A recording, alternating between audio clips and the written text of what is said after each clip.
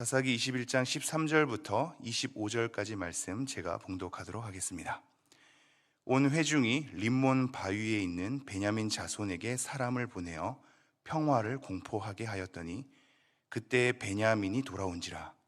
이에 이스라엘 사람이 야베스 길르앗 여자들 중에서 살려둔 여자들을 그들에게 주었으나 아직도 부족하므로 백성들이 베냐민을 위하여 뉘우쳤으니 이는 여호와께서 이스라엘 지파들 중에 한 지파가 빠지게 하셨음이었더라. 회중의 장로들이 이르되 베냐민의 여인이 다 멸절되었으니 이제 그 남은 자들에게 어떻게 하여야 아내를 얻게 할까 하고 또 이르되 베냐민 중 도망하여 살아남은 자에게 마땅히 기업이 있어야 하리니 그리하면 이스라엘 중에 한 지파가 사라짐이 없으리라. 그러나 우리가 우리의 딸을 그들의 아내로 주지 못하리니 이는 이스라엘 자손이 맹세하여 이르기를 딸을 베냐민에게 아내로 주는 자는 저주를 받으리라 하였음이로다 하니라. 또 이르되 보라, 베델 북쪽 르보나 남쪽 베델에서 세겜으로 올라가는 큰 길 동쪽 실로에 매년 여호와의 명절이 있도다 하고 베냐민 자손에게 명령하여 이르되 가서 포도원에 숨어 보다가 실로의 여자들이 춤을 추러 나오거든 너희는 포도원에서 나와서 실로의 딸 중에서 각각 하나를 붙들어 가지고 자기의 아내로 삼아 베냐민 땅으로 돌아가라. 만일 그의 아버지나 형제가 와서 우리에게 시비하면 우리가 그에게 말하기를 청하건대 너희는 우리에게 은혜를 베풀어 그들을 우리에게 줄지니라. 이는 우리가 전쟁할 때 각 사람을 위하여 그의 아내를 얻어주지 못하였고 너희가 자의로 그들에게 준 것이 아니니 너희에게 죄가 없을 것임이라 하겠노라 하매 베냐민 자손이 그같이 행하여 춤추는 여자들 중에서 자기들의 숫자대로 붙들어 아내로 삼아 자기 기업에 돌아가서 성읍들을 건축하고 거기에 거주하였더라. 그때 이스라엘 자손이 그곳에서 각기 자기의 지파, 자기의 가족에게로 돌아갔으니 곧 각기 그곳에서 나와서 자기의 기업으로 돌아갔더라.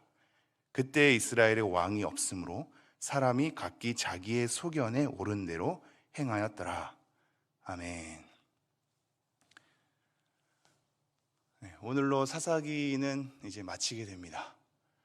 사사기 전체의 내용을 우리가 잘 헤아려 왔고 오늘에서야 마지막 이 본문을 살펴보게 되었습니다. 사사기의 내용을 잘 살펴보면 그 앞선 1장, 2장에는 사사기 전체에 대한 핵심이 간추려져 있었거든요. 그리고 사사들 한 명 한 명을 통해서 하나님께서 어떻게 이스라엘 백성을 구원하였는지를 우리에게 보여주었습니다. 한 사람을 통해 많은 사람을 구원하는 것을 사사시대의 전반의 흐름을 통해서 확인시켜 주었던 거죠. 그리고 나서 어떤 흐름으로 이어가냐면 17장부터는 미가가 등장하지 않습니까? 한 어머니와 미가, 그리고 제사장, 레위인인 제사장이 이 관계로 시작한단 말입니다. 그런데 이 관계가 단 지파까지 거슬러서 점점 확장되는 것을 보게 됩니다. 이것이 17장, 18장을 지나와서 이제 19장부터 21장까지는 또 다른 한 레위인과 첩의 관계 가운데에서 이것이 전 이스라엘 지파로 확장되는 것을 보게 됩니다. 마침 로마서 5장이 생각나는 것처럼 말이죠. 한 사람으로 말미암아 모든 사람이 범죄하였고 한 사람으로 말미암아 하나님의 선택한 백성들이 구원을 받게 되는 건 말입니다. 사사시대 전반을 통해서 한 사람의 지도자를 통해서 어떻게 구원받았는지를 확인하게 하셨으며 한 사람을 통해서 어떻게 이스라엘 백성 전체가 범죄할 수 있는지를 확인하고 있단 말입니다. 그만큼 죄는 전체에게 영향을 미칠 만큼 무서우며 또한 그만큼 하나님의 구원은 전체의 죄의 심각성을 파헤칠 만큼 은혜롭다라는 것을 우리는 사사기의 전반을 통해서 배우게 되죠. 그리고 사사기 후반부에 이르러야 이스라엘 전체의 몰락함을 통해서 왕이 없음으로라는 것이 단순히 왕정체제, 우리에게 왕이 있으면 다 해결됩니다, 그 제도를 주십시오라는 것으로 들리지 않고 우리에게 진정한 구원자가 필요합니다. 한 사람으로 말미암아 이스라엘 전체가 범죄하였으니 하나님 우리가 어쩌란 말입니까? 사사들도 소용없었으니 우리에게 진정한 왕을 허락해 주십시오. 우리가 그러한 진정한 구원자가 없이는 각자의 소견에 옳은 대로 행하여 범죄할 수밖에 없나이다 라고 들립니다. 이러한 소리가 우리 가운데 진정으로 각인되었으면 좋겠습니다. 우리에겐 정말 하나님이 필요하며 하나님 밖에 우리를 구원할 수 없기 때문입니다. 오늘 본문 말씀 다시 한번 보도록 하겠습니다. 본문의 흐름이 조금 중요한데요. 오늘 본문부터는 여러분이 어제 이미 이 본문을 묵상하셨기 때문에 오늘 본문은 그 베냐민과 전쟁 후에 이 베냐민의 족속이 600명 남았거든요. 거의 이제 이 지파가 다 싹쓸이가 된 거죠. 그 600명 가운데 나머지 이 길르앗 야베스의 족속들을 다시 또 치고, 그리고 그들에게 400명을 얻어서 주게 됩니다. 그리고 200명이 이제 남게 되는 거죠. 이 200명을 어떻게 할까를 논의하는 장면들이 오늘 나옵니다. 그렇게 논의하고 그들 가운데 하나님 앞에 본인들이 맹세했던 일, 우리 지파 사람을 딸로 주지 않겠다라는 본인들의 맹세에 본인들이 후회하고 나름대로 논의를 거쳐서 200명의 사람들을 실로에 있는 명절, 여호와의 어떤 명절, 절기에 그 여자들이 춤추고 이렇게 기뻐하는 그런 상황 가운데 그 200명을 우리 옛날 말로 보쌈한다 그러죠. 그렇게 여자들을 데려가는 장면입니다. 이게 참 모순이지 않습니까? 지금 19장부터 21장까지의 내용이 왜 나왔냐면 레위인과 첩의 관계 때문에 이렇게 확장된 거 아니겠습니까? 그 첩이 다른 불량배들에게 큰일을 당했거든요. 그런데 지금 실로에 있는 여자들에게 큰일을 범하는 것이 마치 합당한 양 합의를 이루어낸 겁니다. 참 불쾌한 일이죠. 첩에 대해서 그렇게 한 것에 대해서 분노를 해서 모였던 이 이스라엘 회중들이, 그리고 장로들이 지금은 200명의 여자를 그렇게 데리고 가는 것, 여기서 사실 데리고 간다는 것은 굉장히 완곡한 표현이고요, 폭력성이 있는 거거든요. 더군다나 여호와의 절기 아닙니까? 이 여호와의 절기를 그들이 어떻게 지냈는지는 2차적으로, 그들이 정말 세속적인 방법으로 여호와의 절기를 지냈는지는 본문에서 얘기하고 있지 않으므로 우리는 추론할 수 없으나, 이 여호와의 절기 때 기뻐 뛰노는 그녀들을 강압적으로 데려가는 형태, 첩에게 한 것과 다를 바가 없는, 첩에게 한 것에 대해서는 분노했으나 200명의 사람에게 한 것은 전혀 합당한 것처럼 생각하는 이 모순 속에 이스라엘 백성이 흐른단 말이죠. 그러고는 이렇게 얘기합니다. 22절 후반절, 너희에게 죄가 없을 것임이라 하겠노라.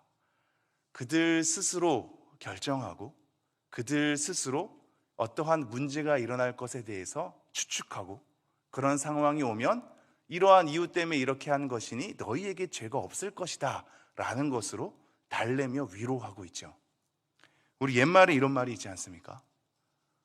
북치고 장구치고 혼자 다 한다. 오늘 이 21장의 본문을 보면 정말 그러합니다.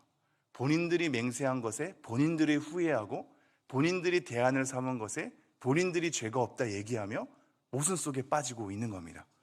정말로 하나님은 그 가운데 2번 정도 언급이 되긴 하지만 하나님 때문에 이렇게 한 지파가 멸망당했습니다 라는 핑계조에 말로 언급이 될 뿐 정말로 하나님의 개입의 여지는 없어 보입니다. 합의를 해도 말입니다. 수많은 사람들이 모여도 말이지요, 의논을 해도 말입니다. 그렇게 본인들이 좋을 대로 북치고 장구치고 하나님 앞에 울기도 하고 부르짖기도 하다가 본인들 스스로 합의하여서 이것이 합당한 양 대안을 제시하는 것을 보게 됩니다. 악함 속에 악함이 청걸하고 있는 것 같습니다. 한번 삐뚤어진 상황 가운데 수습하려고 삐뚤어진 것을 선택하는 것처럼 악으로 치닫는 이 분위기 가운데 그 악을 수습하려 또 다른 악으로 행하는 작태를 우리가 보게 됩니다. 그러나 한 가지 명심해 주십시오. 우리는 악함에 대해서, 그리고 죄악에 대해서 우리는 게으르거나 아니면 별로 생각하지 않음을 통하여서 악이 나오는 것을 볼 때가 있지 않습니까? 그러나 우리의 죄와 악은 게으름이나 생각 없음에서만 나오지 않습니다. 굉장히 부지런하고 굉장히 생각을 많이 하면서 합의를 도출함에도 나오는 것을 보게 되죠. 맹세하는 것이 지금 내용에 나오고요. 서로 의논하면서 합의하는 것이 나옵니다. 그리고 그들이 어떻게 할까 걱정하면서 나름대로 지파를 지키려 하는 열심 속에서 나오거든요. 그럼 우린 여기서 한 가지 명심해야 되죠. 악과 죄악은 게으름을 통해서만 나오는 것이 아니구나. 악과 죄악은 생각을 잘 못함에서만 나오는 것이 아니구나. 생각을 깊게 해도 사람들끼리 모여서 논의하고 고심하고 후회하고 회개를 한다 해도 악은 일어날 수 있구나를 우리는 봐야 합니다. 제가 마지막에 뭐라고 언급해드렸죠? 회개하여도 말입니다. 우리의 죄에 대해서 자각하고 회개를 한다고 이후에 선한 길로서 다 펼쳐지는 것은 아니란 말입니다. 그 죄에 있어서 우리가 각성하고 회개한다고 해도 용서함을 입은 우리는 하나님 앞에 하나님의 방법대로 다시 걸어야 하는 것을 잘 생각해야 합니다. 그러나 회개한다고 다 해결되는 것은 아니죠. 그 이후의 삶은 또 다른 죄악의 걸음으로 갈 수 있단 말입니다. 지금 이스라엘 백성이 그러고 있습니다. 그들을 모였습니다. 그들 가운데 리더라고 할 수 있는 사람들끼리 합의를 이루어냈단 말입니다. 생각하고 고심한 겁니다. 그 맹세한 일에 있어서 후회했단 말입니다. 하나님 앞에 울면서 통곡했습니다. 회개한 거란 말입니다. 그런데도 불구하고 그들이 내놓은 대안들은 죄악일 수 있습니다. 모순일 수 있단 말입니다. 제가 예전에 언급해 드린 적이 있는데요. 사탄이라는 존재는 우리에게 무섭게 다가오지 않습니다. 한 번도 그렇게 다가온 적이 우리 평생에 없었을 겁니다. 무서움과 공포와 우리가 싫어하는 방식으로 사탄은 우리를 유혹하지 않습니다. 우리가 좋아하는 것과 옳다고 생각하는 것과 우리가 기뻐하고 안도하고 행복해하는 것으로 우리를 미혹합니다. 그렇죠? 우리의 삶을 돌이켜 보십시오. 죄란 우리가 즐거워하기 때문에 하는 거지 하기 싫은데 억지로 끌려가서 하라는 법은 없습니다. 즐거워한단 말입니다. 이 합의 또한 그들은 기뻐하였고 나름대로 잘 살펴서 한 것입니다. 그런데도 그들이 내온 결과는 200명을 그 여자들의 동의와 상관없이 보쌈에 가라. 베냐민 지파가 멸망한 것에 대해서 슬퍼했던 이들이 길르앗 야베스 사람들을 해치우는 것에 대해서는 타당하다고 여긴단 말입니다. 모순투성이지요. 죄악을 덮으려 또 다른 죄악을 행하고 있습니다. 그것이 묘수라고 생각하나 악수였던 것입니다. 뭐라고요? 그것이 묘수라고 생각하나 악수였던 겁니다. 본인들은 지혜로운 방법이었고 지혜로운 대안이었다고 생각하나 그것은 전혀 지혜롭지 않은 악수였던 것입니다. 우리는 이 장면에서 진심만으로 하나님의 선을 추구할 수 없구나라는 것을 기억하셔야만 합니다. 사사기 전 일대를 살펴보았을 때 우리는 사사기 2장의 내용을 기억해야 합니다. 한번 가볼까요? 사사기 2장 10절입니다. 사사기 2장 10절 제가 한번 봉독해 드리지요. 그 세대의 사람도 다 그 조상들에게로 돌아갔고 그 후에 일어난 다른 세대는 여호와를 알지 못하며 여호와께서 이스라엘을 위하여 행하신 일도 알지 못하였더라. 새로이 일어난 이 세대는 하나님을 알지 못하였던 겁니다. 하나님을 알지 못하니 진심으로 하나님 앞에 울며 진심으로 부르짖고 진심으로 모여서 회의한들 그것이 하나님이 기뻐하시는 지혜로운 방법으로 나올 수가 없겠죠. 하나님을 아는 것이 왜 중요한가? 우리는 왜 하나님을 아는 것을 신앙의 본질로 삼아야 하는가? 교회는 우리의 위로와 기쁨 이전에 하나님을 경외하고 엎드리며 하나님을 알아가는 것으로 본질을 삼아야 하는가? 우리는 이 장면에서 다시 한번 확인하게 됩니다. 우리의 처지에 대한 진심만으론 하나님이 기뻐하시는 것을 추구할 수 없기 때문입니다.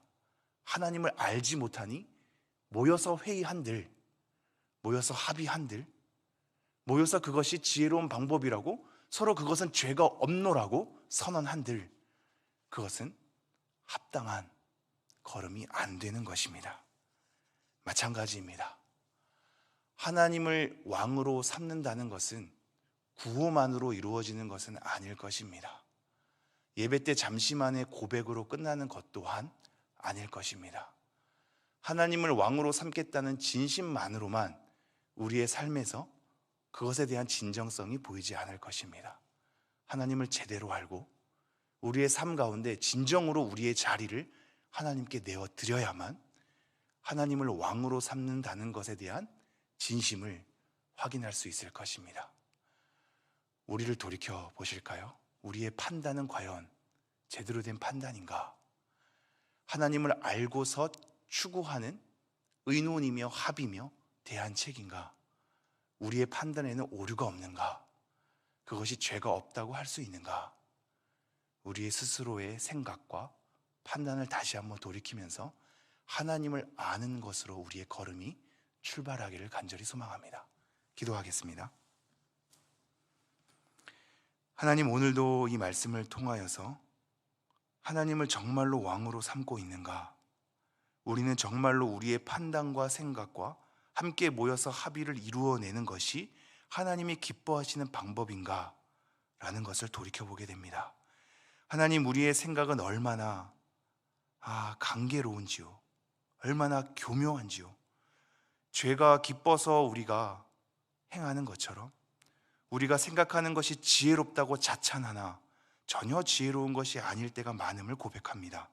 오늘도 우리의 생각을 살펴주옵소서. 오늘도 우리의 판단 가운데 하나님 개입하여 주옵소서.